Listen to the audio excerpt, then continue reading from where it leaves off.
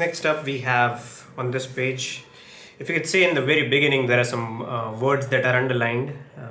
In addition to routine duties of inspection, this was also meant for purposes of propaganda so that the message of Dharma might reach the remotest corners of the empire. Okay, so the message of Dharma must spread. Okay, now there was also special,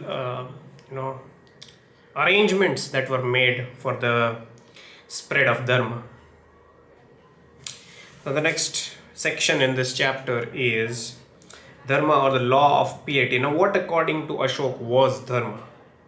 Okay, we speak, and now this word you will see that a lot of people use this word Dharma. But what exactly does it mean? Okay, we can try to understand what exactly it meant during the times of Ashok. Okay, here it says fundamental principles and practices of Dharma are related to moral life. He insisted on the family as the basis of morality. Okay, so your family is the basis of your morality. What is good for your family is morally good. What is bad for your family is morally bad. Now, who is your family? That is your immediate family, your father, your mother, and all the other siblings that you have.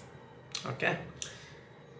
Thus, the starting point of religious and moral life in Ashoka's scheme was the purification of home, family, and domestic life by cultivation of proper relations with all those with whom it is directly concerned.